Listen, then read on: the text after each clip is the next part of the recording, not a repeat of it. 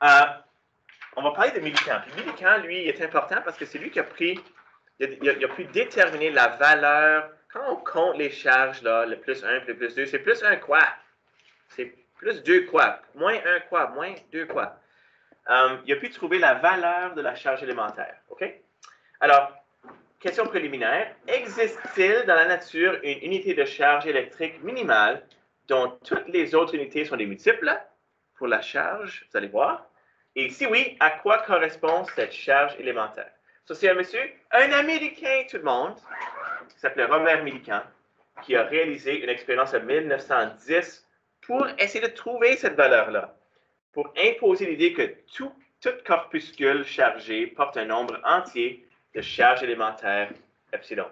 Elle a permis aussi de réaliser la première mesure de cette charge élémentaire, soit la charge du proton ou de l'électron. Okay? Puis, quand j'étais à l'université, je me suis dit, on a fait cette expérience-ci. Elle n'est pas facile à faire. Okay? So, le fait que lui a réalisé cette expérience-ci en 1910, c'est pas mal incroyable. OK, alors voici comment son expérience s'est déroulée. Peut-être que je vais vous montrer la vidéo pour commencer, puis après ça, on peut discuter ou on peut la revoir après. Le monde à la maison, peuvent-tu voir ça ici?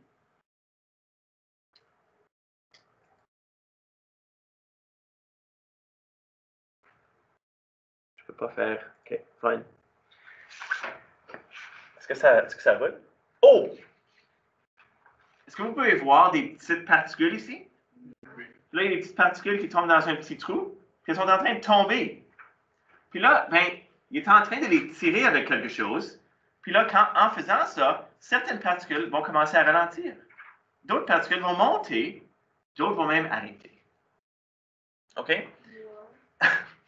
Ces petites boules-là, tout le monde, c'est des particules d'huile.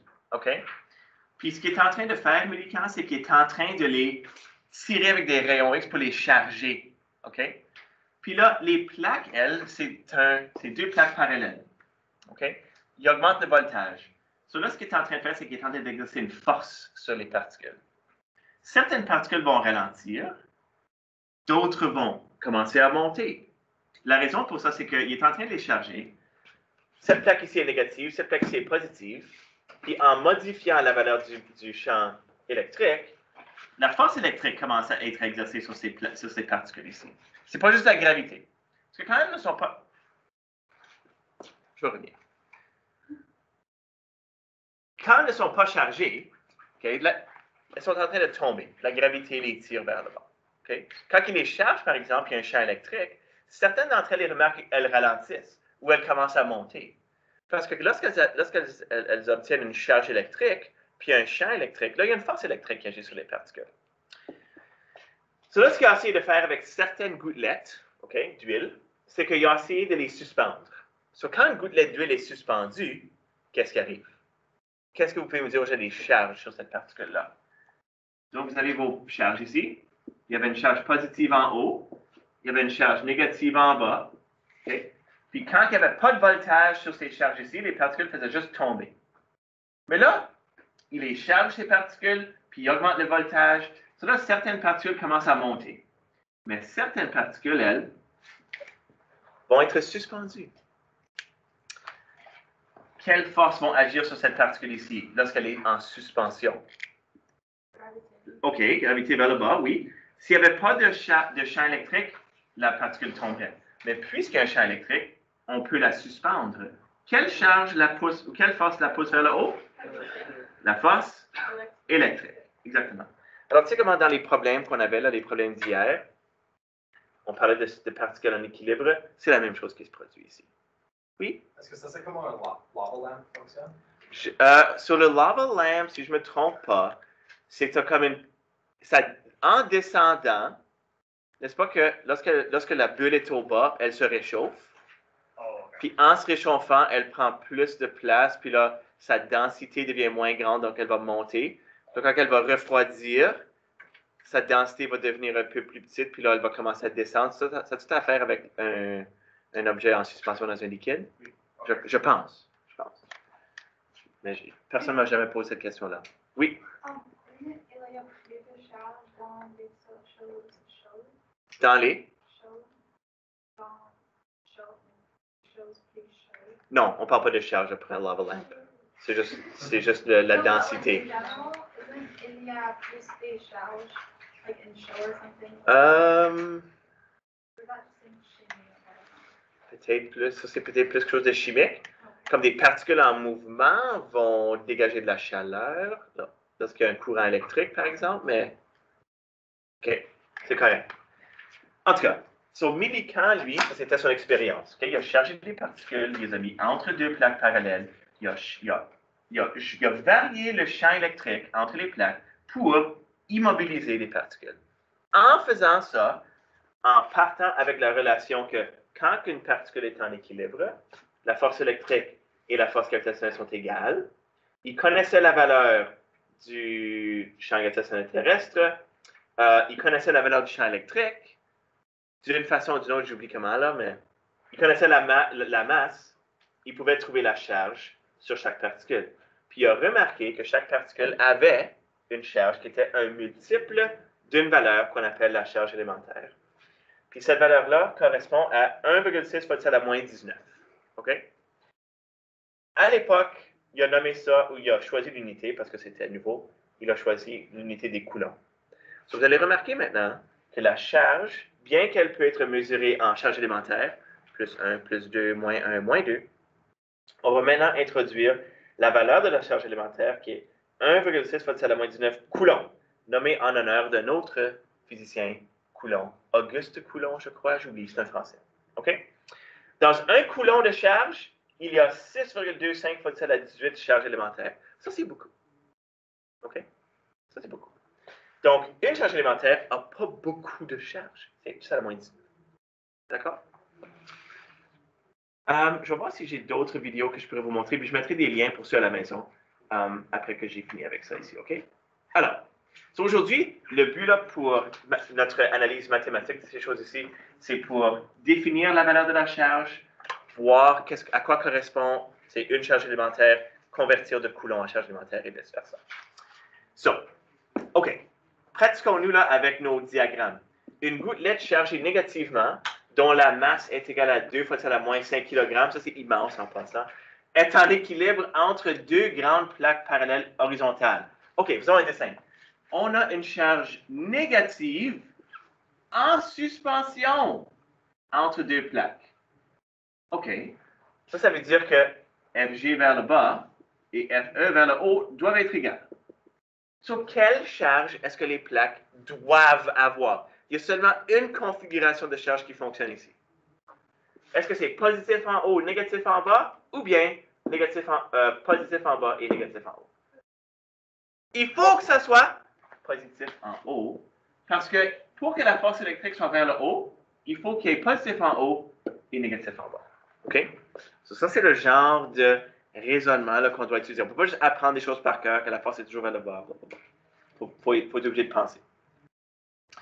La gouttelette reste immobile quand l'intensité du champ électrique est 4,2 fois 10 à la 5 newton par, remarquez tout le monde, newton par coulomb. C'est une nouvelle unité là, le coulomb, grand C. Trace un diagramme qui indique la charge sur chaque plaque. OK, mais juste le faire. Trouve la charge de la gouttelette exprimée en coulomb et en charge élémentaire. OK. Lorsqu'on travaille entre deux plaques, tout le monde, il y a seulement une formule qui peut nous aider à calculer les choses, et c'est celle-là. FE égale Q epsilon, quand on parle de force et ainsi de suite. Maintenant, si ma particule est suspendue, on sait que il faut que le FE et le FG soient égaux. OK? Il faut. On n'a pas le choix. Il faut. Donc, le FE, tout le monde, peut être remplacé par FG, qui est mg, Q epsilon. OK? Donc, trouvons la valeur de Q ici, tout le monde dans cette configuration ici, avec une masse de 2 fois 10 à la moins 5 fois 9,81 divisé par epsilon qui est 4,2 fois 10 à la 5 newton par coulomb. OK. So, quand on va calculer ça ici, 2 fois 10 à la moins 5 fois 9,81 divisé par ça ici, on va obtenir, c'est une charge négative, moins 4,67 fois 10 à la moins 10 coulombs. l'unité pour notre charge va être des coulombs parce que le champ électrique est exprimé en newton par coulomb. Si le champ électrique avait été exprimé en newton par charge élémentaire, notre Q aurait comme unité des charges élémentaires. OK? So, ça, c'est la valeur de notre charge en coulomb. Si on veut trouver la valeur de la charge en charge élémentaire, on va effectuer une conversion. Si on a... Est-ce que vous vous souvenez comment faire des conversions? Donc, on voulait changer mes coulombs à des charges élémentaires. Une charge élémentaire correspond à combien de coulombs? 1,6 fois 10 à la moins 19 coulombs. Sur les coulombs annulent les coulombs. J'ai fini avec des charges élémentaires. Je divise ça, tout le monde, ça va donner 2,919 fois 10 à la 19. 9, pardon, charges élémentaires. Fois 10 à la 9 charges élémentaires. Donc, pour aller d'une unité à l'autre, il faut juste effectuer les conversions à l'aide de notre facteur de conversion qui vous sera fourni si vous avez besoin de le faire la semaine prochaine. OK? Ce qui est dans ces deux boîtes ici. Ça, c'est votre facteur de conversion. C'est comme dire, dans 1000, il y a combien de kilomètres? Il y a 1000 kilomètres dans 1000? Il y a 1000 mètres dans 1 kilomètre. 1000, c'est combien de kilomètres? 1,6 kilomètres, exactement. Ça, c'est des nouvelles. Oui. What? Il y a 1602, je pense, mètres dans un... Oui. Parce que le réponse est négative. Oui. Can we, can you say that the charge breaks through, can you say that the direction breaks through? La charge n'est pas une quantité vectorielle. So, you can't just say because, before, you can't say because the answer is negative, it's this or that. Ben, la réponse n'était pas négative. Ça dit juste que la gouttelette est chargée négativement, donc on peut ajouter négatif après. C'est une charge négative. OK? Chargée négativement. Oui, c'est une charge négative. Yeah, so, but you can't say, past the same negative, it's this or that. Dans ce cas ici, quand on a fait la division, on n'a pas eu de valeur négative. C'est parce qu'on a fait mg divisé par e. On a fait mg, m c'est une quantité scalaire, g c'est 9 newtons par kilogramme, ça aussi c'est positif. Puis ensuite, le epsilon, c'était le champ électrique. Puis il était orienté vers le haut, le champ électrique, parce que c'est négatif en bas, positif en haut. Donc, quand ça vient à Q, c'est une quantité scalaire. So, tu vas juste ajouter négatif à la fin. OK? Ça dit dans le problème qu'elle est négative. Right? OK. OK. Dernière question avant que je vous laisse faire ces choses-ci, ou qu'on va regarder une vidéo, je pense. Je vais en trouver. Une particule chargée possède un excès de 8,99 fois 10 à la 14 charges négatives. OK. Un excès. Qu'est-ce que ça veut dire quand c'est un excès? Il y en a trop! OK. So, j'ai une particule ici, tout le monde, qui a beaucoup trop de charges négatives. Sur la charge Q serait 8,99 fois 10 à la 14 charge élémentaire. Si vous voulez, c'est des charges négatives, vous pouvez les mettre comme négatif en avant, mais ce n'est pas nécessaire. Ça c'est vos charges, ça c'est des charges élémentaires. S'il n'y en avait pas assez, tout le monde, on dirait qu'il y a une pénurie. Okay. Est-ce que c'est un mot que vous connaissez ça, une pénurie? OK. Si on vous disait, il y a une pénurie d'enseignants de physique. Ça voudrait dire qu'il n'y en a pas beaucoup, il n'y en a pas assez. OK. So, si on dit qu'il y a une pénurie de charges négatives, ça veut dire qu'il n'y a pas assez de charges négatives. La somme, la charge totale serait une charge positive sur une particule de ce genre-là.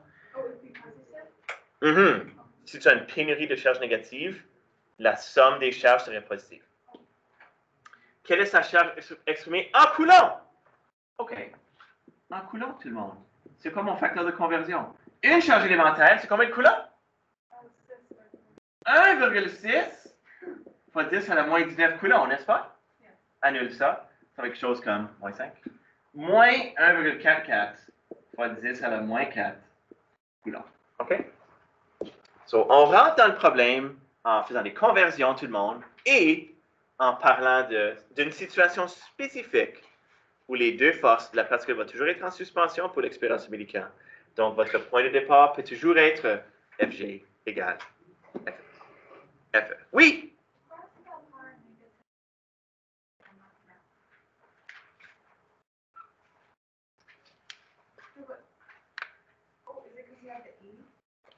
C'est un excès de charge négative. Donc, il y a plus de charge négative, tu peux mettre un négatif en avant si tu veux. Tu peux l'ajouter à la fin aussi. Oui. Parce que c'est pas vectoriel alors. Yeah. OK. So là, je pense que